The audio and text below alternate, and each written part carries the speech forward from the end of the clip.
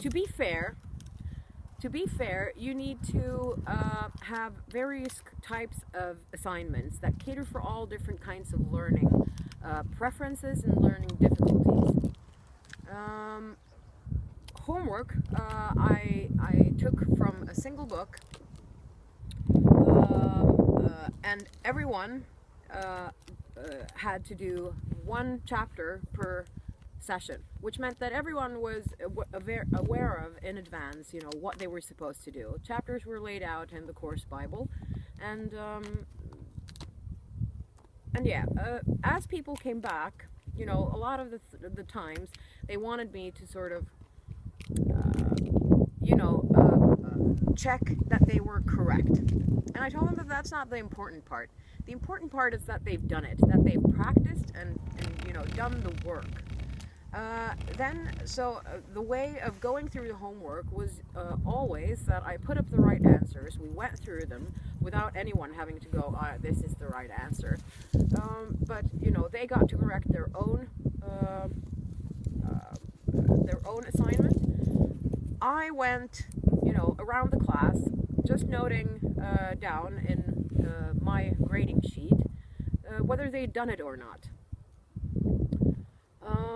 Which meant that, you know, I wasn't looking at whether or not they'd done it right. That was up to them. And they were more than welcome to do the homeworks together. They didn't have to do them alone, and so forth.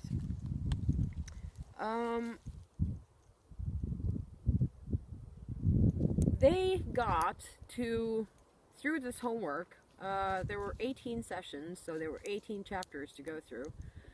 Or not that many, I think 16.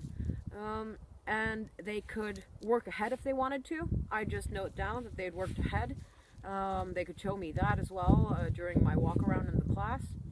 They were also able to sort of hand it in if they weren't present.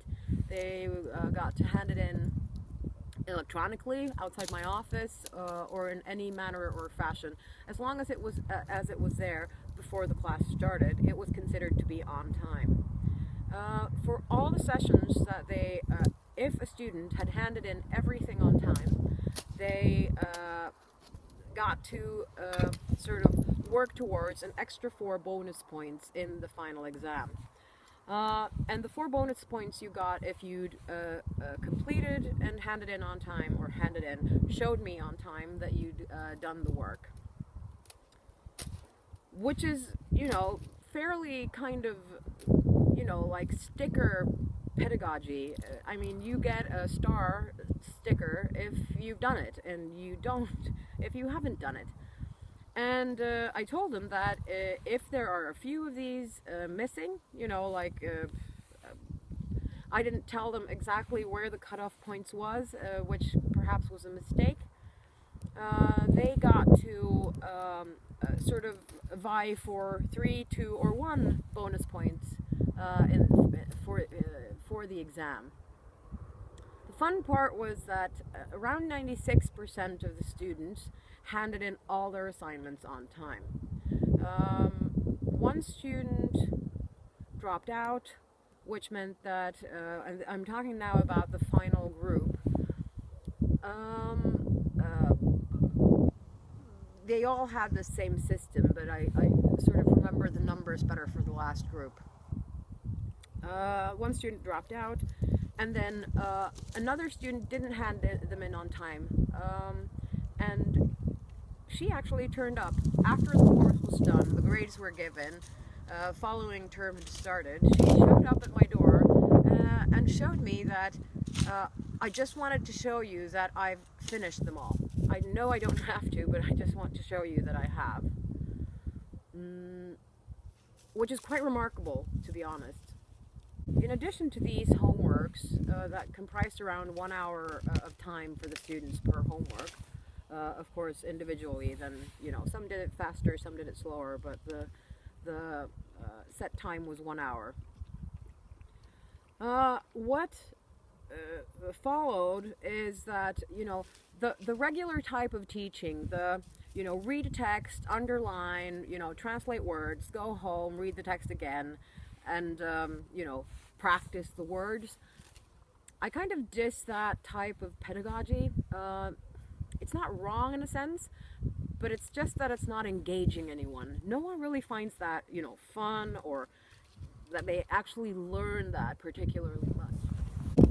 As a teacher then, during teaching, there are a few basic rules to abide by when you have differences in the class and variations. No reading out loud, at least not in the traditional sense of one at a time. If you feel like you need to control what they read like, you know, have them record something for you or something similar. It doesn't have to be that, you know, because one of the basic issues for people with reading and writing difficulties is that, you know, they fear that to death. You know, it's their turn and they're going to have to sort of be shamed and blamed and named that they can't, which means that no doing that. You can have that they are supposed to read out loud, but they do that all at the same time. Pedagogically more efficient, also less kind of shaming and blaming. What you need to be aware of, however, is that if you have them start all at the same time and at the same place, they'll follow the leader type of things, which means that they'll start following some of the students, you know, tempo, how, you know, seriously they're taking this, how fast and so forth, and you'll have kind of a choir reading together, a study in adaptation, I suppose. So have them start at different places, which means that I usually walk around and I say, you start on line 1, you start on line 5, you on line 15, you on line 20 and 25, and then, you know, starting again in some fashion. This will, you know, have students reading at their own pace and, you know, focusing on what they're reading, because everything else turns into kind of a soup and they can't really pick up, you know, what other people are reading either. And so if some people are still miming or, you know, not really reading, that's okay, just leave them to that. Reading out loud in itself shouldn't be, you know, about, you know, pronunciation. I practice pronunciation separately. So we have a separate session on pronunciation, and I actually have tapes and examples, you know, in Finnish, how do you pronounce differently, you know, in English, a single V or a W, and stuff like this, the sh sound, etc. Which means that they can practice that separately. The words, then on the other hand, I have them then practice Coxhead's academic word list, 570 words. Started in upper secondary school and then continued on in higher education, if you sort of see that in the curriculum. And then the special words, of course, because if they're higher education students, they have a subject and then they get to find their own word list on topic-related words, which means that at some point every one of them has to produce a word list within their own field of expertise. When you're writing any text, but especially an academic text, the best ratio to use words are, you know, you need 80% of the standard word list, which means, you know, fairly simple words, 2,000 words all in all, and then 15% of Coxhead's academic word list. That's what we practice during the course, and then 5% of, you know, jargon actually, or words that are directly related to their own field of expertise.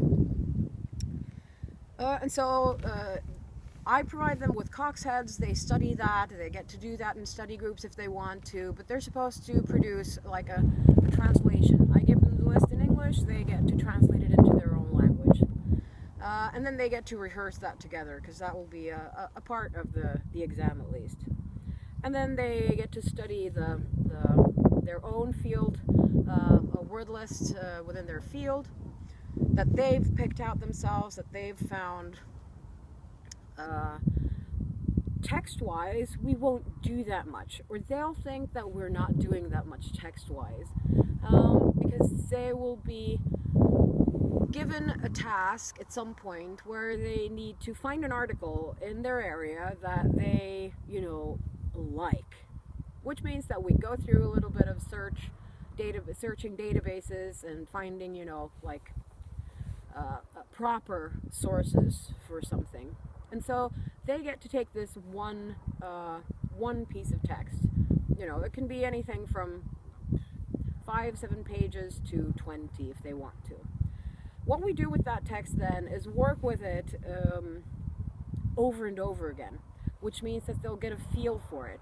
They'll get a feel for things such as topic sentence, summarizing sentence, what parts are there supposed to be in an academic essay, aim, background, methods, material, results, conclusion, etc. And we'll see what type of language is used in each part, and we'll kind of, botanize with it without going, oh, underline that word, because you don't know what it is. We look at it in terms of you only need to know 60% of the words in order to understand the geist of it. So we'll try to, summarize it and look like, they think that they're not doing much. In all honesty, they probably never work that much with one single text ever.